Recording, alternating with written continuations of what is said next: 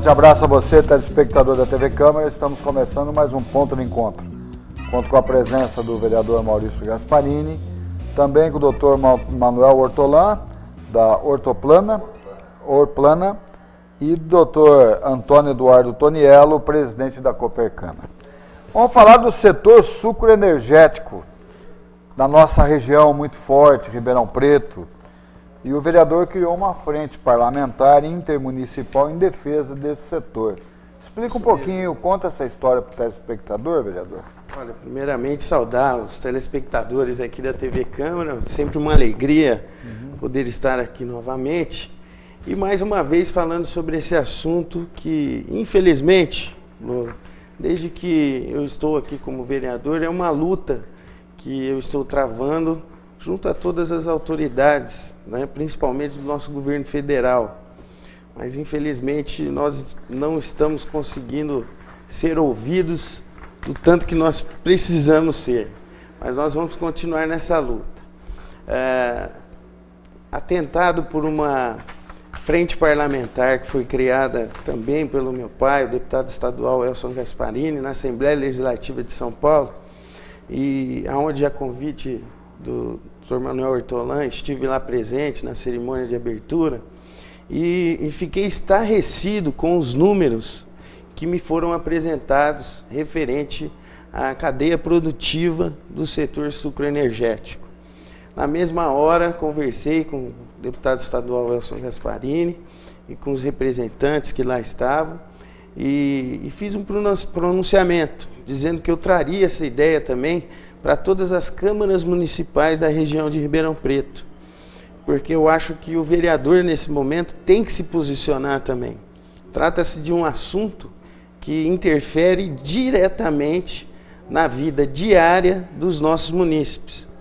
Nós que vivemos aqui em Ribeirão Preto sabemos da importância que as usinas de açúcar e álcool refletem na nossa cidade. Apesar de Ribeirão Preto hoje não possuir, acho que nem mais uma usina, né? Todas estão na região, mas todos os ganhos dessa cadeia produtiva, né, são refletidos aqui no nosso comércio, nos nossos prestadores de serviço, nas nossas imobiliárias, nas nossas concessionárias de carro. Toda a região, quando ganha o dinheiro de uma safra, desde o trabalhador mais pequeno dessa cadeia até o mais alto, geralmente vem gastar o seu dinheiro aqui na nossa cidade de Ribeirão Preto. E além disso, numa visão mais ampla de um vereador que não quer atuar também somente para a sua cidade, mas quer o bem para a nossa região, para o nosso estado de São Paulo e principalmente para o nosso país, enxerguei essa necessidade de estar convocando todas as câmaras municipais e lançar essa frente parlamentar intermunicipal em defesa do setor sucroenergético. Então nós fizemos uma reunião, se não me engano, na época estavam aqui presentes mais de 40 cidades representadas através de seus vereadores, onde nós compactuamos a nossa defesa desse setor com unhas e dentes. Porque veja bem, Londres, você imagina um impacto numa cidade, e que nós sabemos que existem muitas aqui na nossa região, que vivem única e exclusivamente de uma usina. Podemos dizer assim, uma cidade como Pontal, uma cidade como Sertãozinho, né?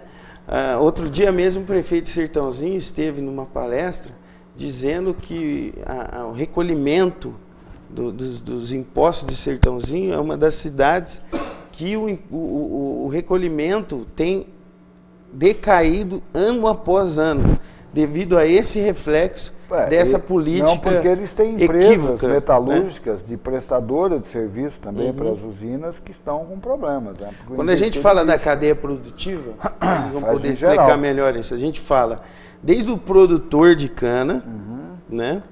Aí você vai fazendo uma rede do transporte, das empresas que produzem peças de reposição, manutenção, que fabricam a usina, né? Os próprios trabalhadores da usina, do setor administrativo, né? Do setor produtivo. E aí até o nosso combustível chegar no consumidor, você imagina toda essa cadeia sendo afetada por uma política equivocada do governo federal. Eu queria fazer uma pergunta para o doutor Antônio Eduardo Toniello, se essa política equivocada do governo federal se deu após a descoberta do pré-sal. Obrigado pela presença. Eu queria cumprimentar a todos da TV Câmara. É claro, eu acho que mudou a cabeça do governo quando saiu o pré-sal. Na hora que saiu o pré-sal, acho que subiu na cabeça deles que não precisava mais de etanol, que não precisava mais da indústria. Isso aí eu acho que foi um grande peso para nós. Mas nós temos que entender que em qualquer lugar do mundo, o aditivo mais barato que existe para se adicionar à gasolina é o etanol anidro. Isso aí você vê que os Estados Unidos mantém e vai melhorar, inclusive, a produção deles para que se mantenha esse aditivo. O país, hoje, nosso, com esse aditivo, nós já temos aí números de melhorar a saúde, de melhorar toda a poluição desses grandes centros. Então, não se tem nenhum combustível, aliás, um aditivo mais barato que esse. Então, isso aí não é valorizado, porque o anidro hoje ele é vendido simplesmente hoje de 20% a 30% mais barato do que ele devia valer com esse aditivo. Então, isso aí o governo não respeita isso. Nós tivemos, vamos supor, uma perseguição do governo de não atender o setor. O setor tem que ser produtivo, está inventando que nós não sabemos nem cortar cana, cortamos cana e largamos um pedaço no chão, por isso que a nossa rentabilidade é ruim. Então você vê, será que nós desaprendemos de produzir? Não desaprendemos. É que nós tivemos um monte de encargos, um monte de obrigação e que nós somos obrigados a cumprir. Quem não cumpriu e quem não conseguiu está fechando. Eu acho que isso aí é uma dificuldade que o setor está enfrentando. Eu tenho certeza que é um governo que não se preocupa com um produto de agronegócio, que está sempre entre os três maiores exportadores do Brasil, né?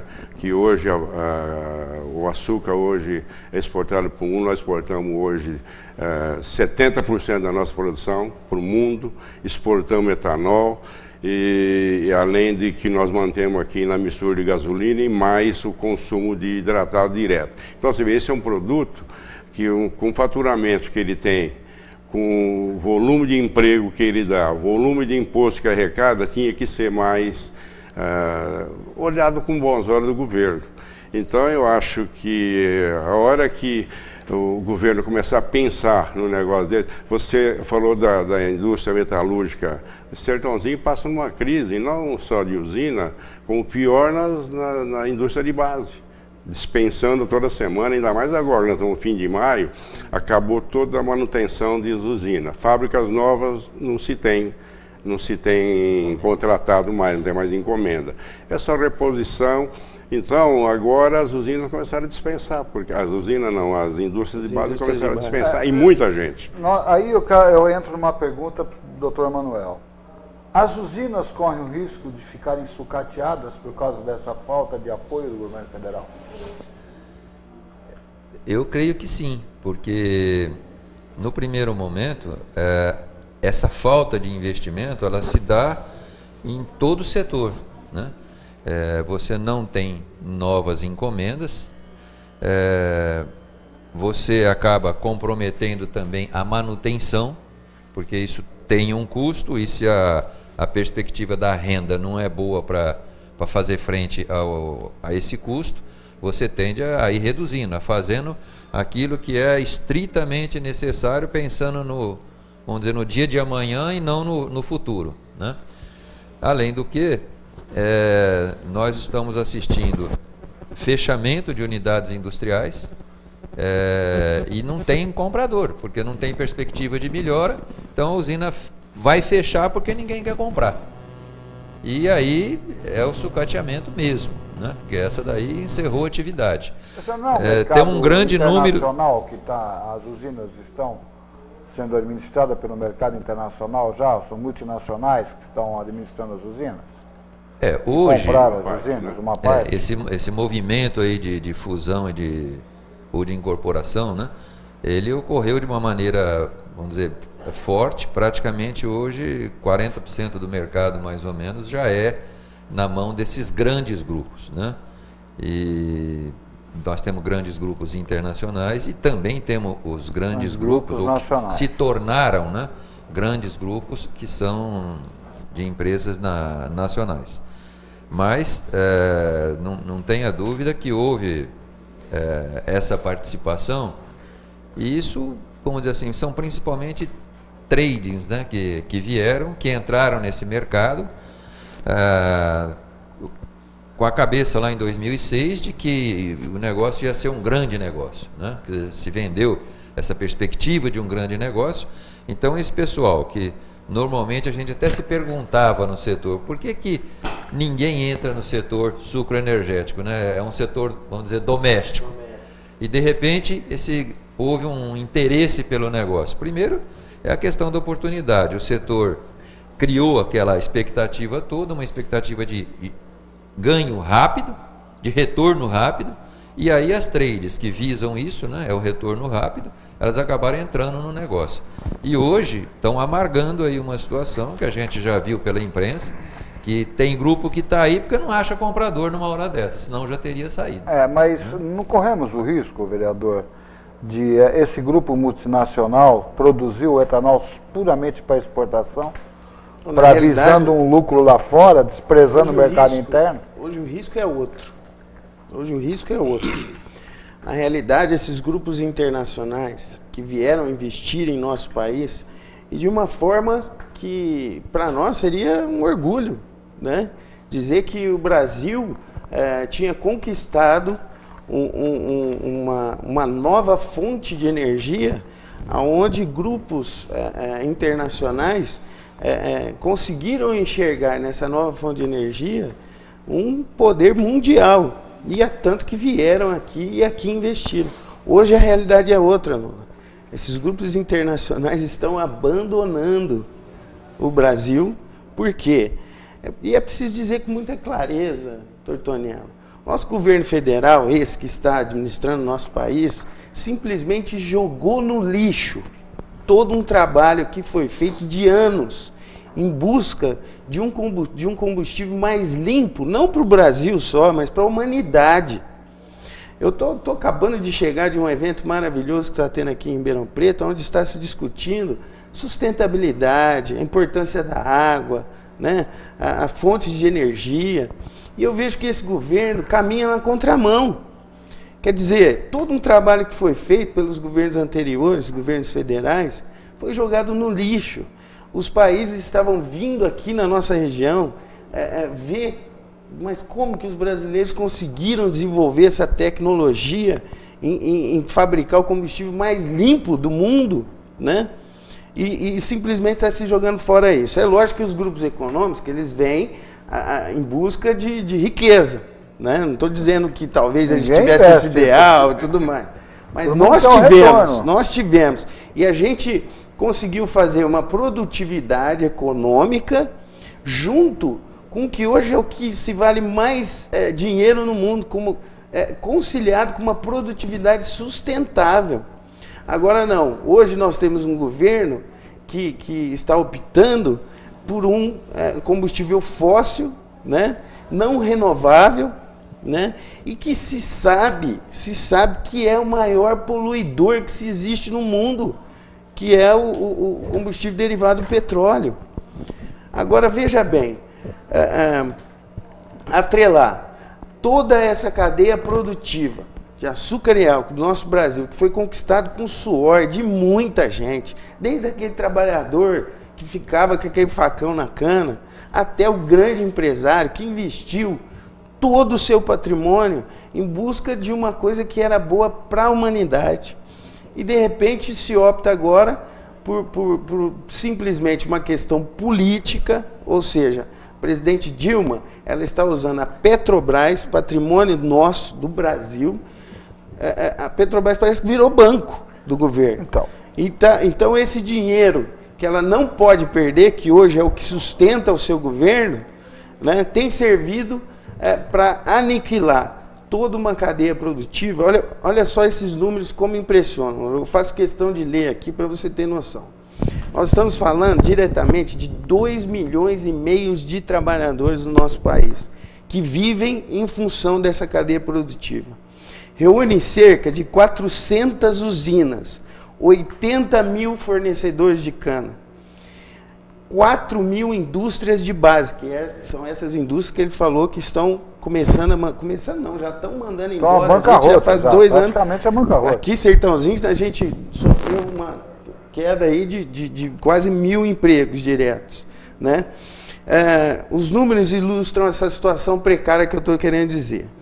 Nos últimos anos, 47 usinas deixaram de produzir nas últimas 4 safras.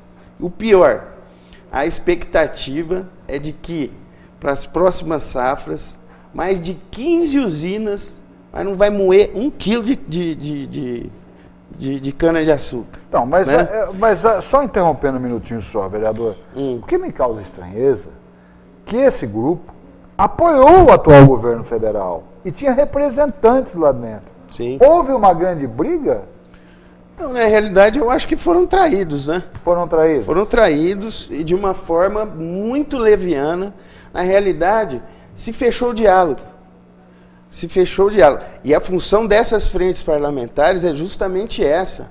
É chegar, nós fizemos a frente parlamentar aqui municipal, frente parlamentar estadual, na Assembleia Legislativa, e através do deputado Antônio Duarte Nogueira, do deputado Arnaldo Jardim, também temos a frente parlamentar federal, né, que se reuniu lá ano passado, em novembro, nós estivemos lá presentes, e todas as grandes lideranças do Brasil, como o senador Aécio Neves foi lá apoiar, e vários outros. E era justamente esse pedido, que a presidente Dilma voltasse a dialogar com esse setor. Eu acho que isso que está faltando hoje. Ela simplesmente fechou a porta. Sabe qual que eu vejo? Não quer conversa. E aí eu vou fazer uma pergunta para o Antônio Eduardo Toniello, que é presidente da Copercana. Eu vejo o seguinte, é um setor que está sendo sensivelmente prejudicado, isso é claro, né? E não tem o Ribeirão Pretano está sendo explorado nas bombas, porque aqui é um dos preços mais altos do etanol do Brasil, né? E está aqui, eu tenho o presidente da Copercana, tenho o presidente dos produtores de cana, diz que o combustível no máximo aqui teria que ser, na bomba, R$ 1,80. Dá certo? Nós estamos pagando mais barato a R$ 1,99. Né? Um ponto. Um outro ponto. Acima disso, nós precisamos de uma reforma política urgente, porque se nós tivéssemos o voto distrital misto, no mínimo, nós teríamos essa cadeia defendida. Com certeza. Certo? Claro. O problema é que as pessoas, os aventureiros vêm de fora, pegam o voto aqui, vão embora e não tem compromisso com a região, gente. Depois não defende Essa que é a grande realidade. Parabéns. Então nós perdemos a representatividade regional. Ao ponto, Tonel, que nós tivemos aqui um palhaço, nada contra palhaço, nada contra animador, teve quase 30 mil votos aqui dentro. Nós tivemos um mensaleiro com quase 5 mil votos aqui dentro. E nem voltou em Ribeirão, mano. Não é isso? Poderia então, pelo menos me dar um show aqui. Esse é o grande problema nosso. Nós estamos órfãos de representatividade em nível federal. E aí não adianta, vocês perderam o incentivo por causa da descoberta mirabolante do pré-sal, que não começamos a explorar um barril ainda, né? E está todo mundo sonhando com o pré-sal, a Petrobras quebrada, com escândalo em cima de escândalo, e a nossa região totalmente sem nenhuma representatividade em nível de governo federal. Gostaria que o senhor respondesse sobre isso. Eu acho que não é só isso aí que a representação que é muito importante, porque apesar que nós temos aí vários deputados, senadores que têm batucado e têm brigado a favor do setor, defendendo o setor, não é a favor do setor, defendendo o setor porque sabe da perseguição. Agora, eu acho que, vamos supor, o Lula vendeu uma imagem do etanol no mundo. Eu tive até com um empresário agora, questão de um mês atrás, ele é da Noruega, montou uma indústria de etanol e energia aqui, E aí ele falou para mim, assim, eu não sei falar inglês, mas ele falou que ele foi enganado pelo governo, né? Que ele veio montando uma coisa e quando mudou o governo, mudou tudo. E ele está com dificuldade, ele precisou injetar 200 milhões de dólares na empresa dele, que ela não conseguiu pagar as contas. Então ele falou, fui enganado pelo Lula. Então o Lula vendeu uma imagem boa. Quando chegou O Lula era um bom vendedor e a Dilma não. Não, a Dilma não deu prosseguimento ao trabalho naquilo que ela devia ter dado. Então isso aí trouxe o grande prejuízo. E ela não aceitou diálogo com nenhum setor. Tudo que ela falava que ia fazer era só para enrolar, até hoje, né? Até hoje ela continua desse jeito. O grande problema não foi vender, o grande problema foi não honrar o compromisso. Honrar o compromisso que o Lula... Nós chegamos até a pedir intervenção do Lula sobre isso aí, entendeu? Sobre ela, e ela nunca quis saber do setor. Então não sei se que mágoa foi que ela pegou do setor, achando que ela ia segurar a inflação em cima disso aí que ela fez para segurar a inflação. Eu acho que ela não vai segurar a inflação, ela não segura a energia, que o que ela entende de energia, o país hoje está num caos terrível com energia. Então você vê, tudo onde ela se meteu, ela acabou não dando conta do recado e trazendo prejuízo para o país, para as empresas, Petrobras quebrada, setor energético, você sabe a bagunça que dá. Tem 30 bilhões para jogar na conta dos consumidores para o ano que vem, e todos falam que vai chegar a 40 bilhões, porque pagando energia a R$822 o custo é alto, e comprando das termos a R$1.000, que custa R$1.000, não quis acertar o setor que podia ter uma Itaipu à disposição por R$180, que todo mundo fazia contrato. Então você vê, ela veio criando um problema em cima do outro. Isso aí acabou. Vocês estavam falando das multinacionais que vieram para cá. Pega o balanço das multinacionais, da produção de etanol, e vê aonde vai. Pega da Bunge, pega da Dreyfus, pega ETH.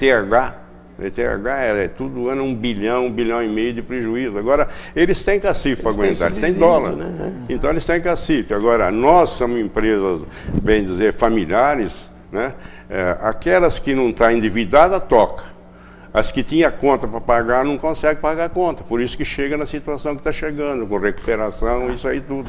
E o produtor? Doutor Manuel, e o produtor? Como é que fica nessa história? Fica mal, porque hoje até o preço, né, do nosso produto, da cana-de-açúcar, ele vem, através do sistema Consecana aí, do preço de comercialização do açúcar, do álcool, né? E se isso não vai bem, para nós também não vai bem. E a região nossa tem uma característica aí, por ser uma região tradicional do setor, de mais tempo, né? Há um predomínio grande entre os produtores dos pequenos, né? Se pegar a Orplana e a estratificação da associação aqui de Sertãozinho não é nada diferente, do quadro de produtores, 90% hoje são produtores abaixo de 10 mil toneladas de cana. Então, essa chegada, essa situação, digamos, do preço, aliada à questão da mecanização, né? E a mecanização, eu falo porque ela, além de exigir um investimento pesado, ela também exige escala. Então, hoje, criou-se uma grande dependência dos produtores, especialmente desses pequenos, que são o maior contingente, de prestação de serviço, via de regra da usina ou algum outro. Então nós estamos assistindo muita gente hoje arrendando propriedades ou até vendendo propriedades, porque não tem mais escala devido à mecanização, o custo sobe muito, né? E você não tem preço também para fazer frente a isso.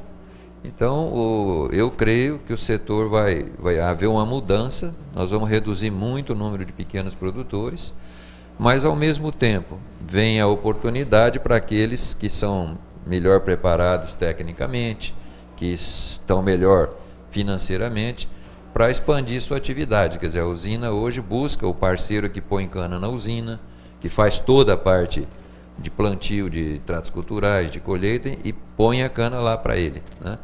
Então, de um lado vem a oportunidade para alguns de adquirir essa escala, de crescer, né, arrendando terras, comprando terras, e outros vão ter que são os pequenos. Então, digamos assim, que é uma política que está contemplando o crescimento de alguns, mas está eliminando muitos do campo. Muitos do campo. E aí uma pergunta, nós devemos ter uma quebra de safra. Nessa filosofia, a curto prazo, nós deveremos ter uma produção bem inferior à quantidade de etanol que nós vimos produzindo até o ano passado. Dentro dessa explanação que o senhor passou, porque nós não vamos ter uma quantidade em toneladas suficiente para manter a produção.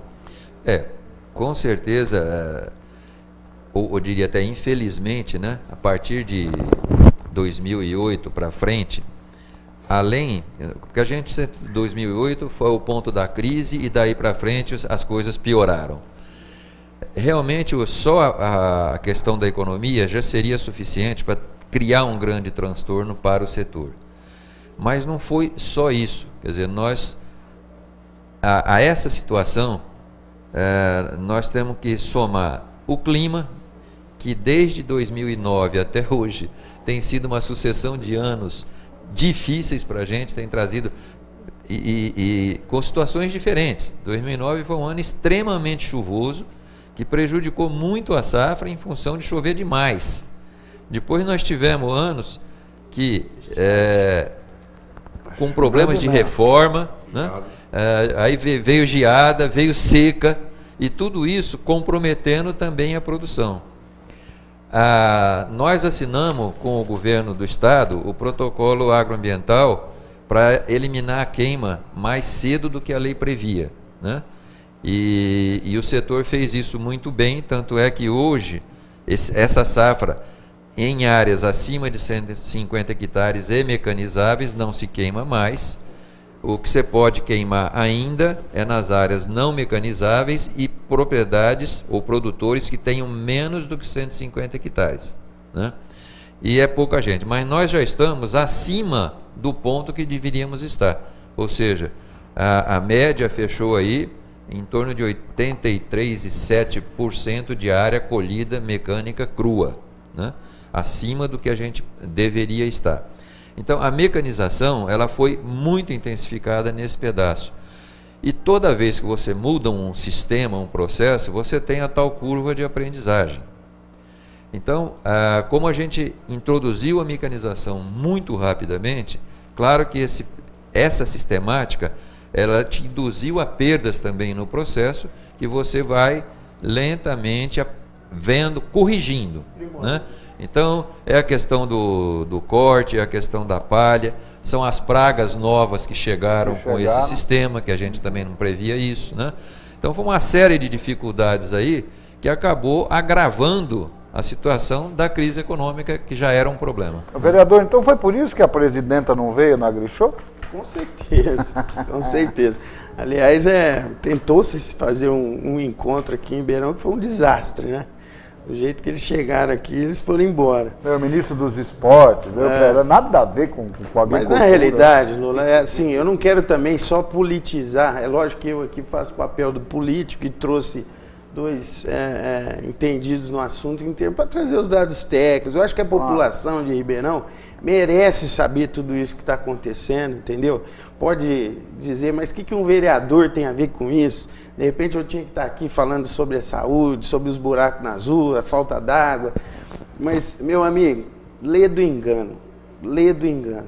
Eu acho que nós, o político, ele precisa se desgarrar dessa forma antiga de se ser político. A população, Lola, ela não erra na hora de dar os passos largos no seu país. Ela só precisa estar bem informada. É isso que eu quero fazer através da TV Câmara aqui. Acho que os munícipes de Ribeirão, através da nossa TV, têm o direito de saber o que está acontecendo no nosso país hoje. Cadê a nossa definição clara de qual será a matriz energética do nosso país? Nós não temos hoje. Quer dizer, não tem cabimento. A gente está às portas de 2015 e o Brasil investindo toda a sua renda, toda a sua riqueza em um combustível fóssil não renovável, a troco do quê? E a gente tem aqui em mãos uma coisa que afeta diretamente, se é que você me entende, queridos, por que o etanol seria a nossa maior riqueza hoje? Porque se trata de saúde pública também. Vai no posto de saúde mais perto da sua casa agora e dá uma olhada como que está a sala do aerosol. Sabe por quê? Por causa da poluição. Quando o seu filho já nasce com uma bronquite, com uma asma, tudo mais, e como que nós vamos resolver isso? Fabricando mais diesel, fabricando mais poluição no nosso país? Então, por isso que eu digo que nós estamos na contramão. Se tudo isso que eu não falei aqui te convenceu que nós devemos defender o etanol, pense nos seus filhos, nas próximas gerações. Pense na sustentabilidade do nosso planeta, já que é um assunto tão em voga aí na juventude, né? Você quer ver um dado que ela vai prestar atenção? Não tem como ser contra isso aqui. Você quer ver um dado que ela vai prestar atenção? Pense no seu marido, no trabalho dele. Exatamente. Nós estamos numa cidade, Ribeirão Preto, a TV Câmara entra em Ribeirão Preto, só Ribeirão Preto, que é prestadora de serviço. E o comércio, como é que está? Nós inauguramos um shopping, foi no final do ano passado. Vai ver o movimento desse shopping que foi inaugurado. Vê os comerciantes lá. É em virtude de quebra de safra, gente. Com certeza. É em virtude porque movimenta, é a roda gigante movimentando. A nossa base da economia vem daí. Não é isso? Lula, você sabe que eu, além de ser vereador, eu além de ser vereador, a região abastece. Eu, além de ser vereador, eu vivo da indústria do entretenimento, porque eu tenho uma dupla sertaneja com meu irmão, e junto aí com o Clube da Viola. A primeira coisa que você sente na vida de uma comunidade é quando você faz uma festa e não vai ninguém. Não vai ninguém. Não é? Então, rapaz, eu posso te dizer isso, porque eu vivo desse mercado, das festas de peão, das festas agropecuárias. As cidades em torno aqui da nossa região estão cancelando festas uma atrás da outra. Não sabe por quê? Na hora de vender o ingresso, meu amigo, o povo sumiu. Aí você vai ver por quê. Eles falaram, mas aqui a cidade vizinha foi todo mundo mandado embora. Então, assim, afeta diretamente nas famílias da nossa região. E é isso que eu estou preocupado. E, infelizmente, a gente vê que o diálogo... E olha, não é o governo federal não quer dialogar. A única coisa que a gente tem pedido através dessas frentes é que se abra o diálogo. Vamos discutir, talvez nós não tenhamos 100% da razão, né? Mas mostra o porquê que a gente não tem.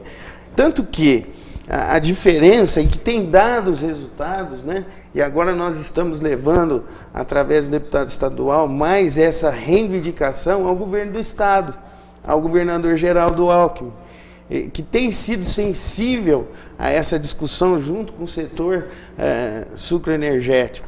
Nós estaremos agora reivindicando ainda mais a baixar o imposto do ICMS através dessa que frente só no estado de São Paulo, que hoje já é o do estado que mais incentiva através foi o que salvou nós. Foi o que salvou. Foi o estado de São Paulo. Foi o estado de São Paulo, o governo do estado de São Paulo. Que consome hoje 60% do etanol 60% do etanol distribuído no Brasil hoje é consumido no nosso estado de São Paulo. Por causa do imposto menor.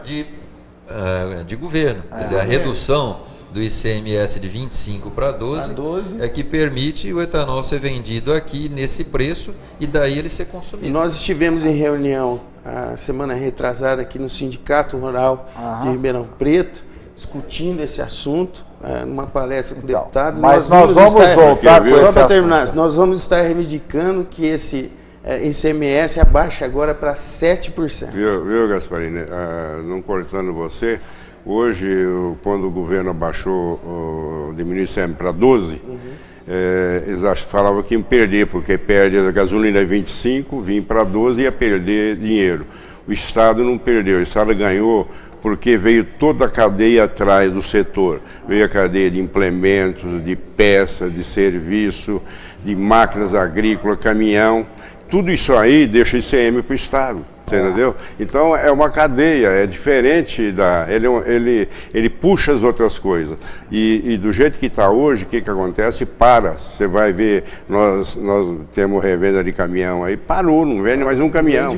Então, isso o que é? O setor não está investindo. O setor precisa botar caminhão. Mas nós vamos voltar a esse assunto no próximo ponto de encontro, marcado pelo vereador Maurício Gasparini. Nós vamos continuar, porque o tempo urge. O tempo urge. Quero agradecer a presença de vocês. Obrigado, a sua audiência, um forte abraço e até o próximo ponto de encontro.